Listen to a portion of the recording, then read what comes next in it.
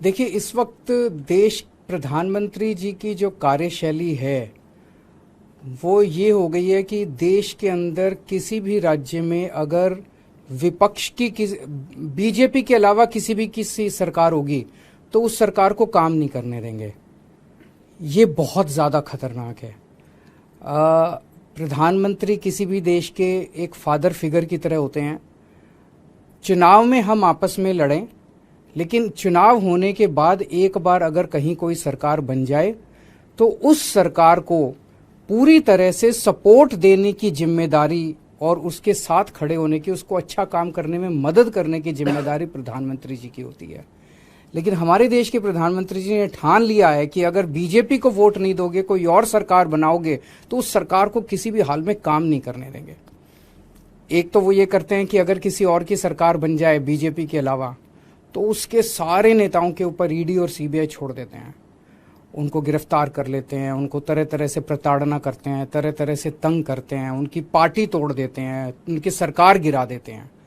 पूरे देश में कई जगह ये देखने को मिला, गोवा में देखने को मिला, महाराष्ट्र में देखने को मिला, कर्नाटक में देखने को मिला। एक के बाद एक राज्य के अंदर जहां नॉन बीजेपी गवर्नमेंट बनती है वहां पे ईडी और सीबीआई को छोड़ के और उनको गिरा दिया जाता है।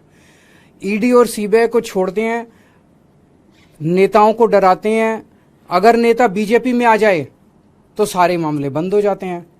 हेमंत बिश्व शर्मा, जो इनके ऊपर पहले सीबीआई और ईडी के इतने मामले थे, शारदा कांड था शायद उनका, उसके अंदर वो फंसे और जैसे ही वो बीजेपी में आ गए सारे मामले खत्म।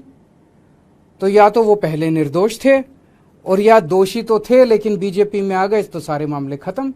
उसी तरह से शुभेंदु अधिकारी का मामला आता है, मुकुल रॉय का मामला आता है, नारायण राणे का मामला आता है। अभी उद्धव ठाकरे जी की पार्टी से जब इतने सारे एमएलए तोड़े गए तो कहा जाता है कि उनमें कईयों में सीबीआई और ईडी के मुकदमे चल रहे थे जिनको ठंडे बस्ते में डाल दिया गया। तो सीबीआई और ईडी का इस्तेमाल भ्रष्टाचार के खिलाफ के लिए नहीं कर रहे, सीबीआई और ईडी का इस्तेमाल कर रहे हैं चुनी हुई सरकारों को गिराने के लिए और दूसरी विपक्षी पार्टियों को तोड़ने के लिए। दिल्ली के अंदर जिस तरह से इन्होंने मनीष सिसोदिया जी और सत्येंद्र जैन जी को गिरफ्तार किया, दोनों के पास शुरू में इन्होंने बहुत लोग भेजे कि केजरीवाल का साथ छोड़ दो और आप भारतीय जनता पार्टी के अंदर आ जाओ। केजरीवाल आज अगर वो दोनों मेरा साथ छोड़ के और बीजेपी में चले जाते तो आज वो जेल में नहीं होते, उनके ऊपर किसी तरह के मुकदमे नहीं होते। तो जाहिर तौर पे उनके ऊपर जितने मुकदमे हैं सारे झूठे हैं, लेकिन वो भी डटे हुए हैं।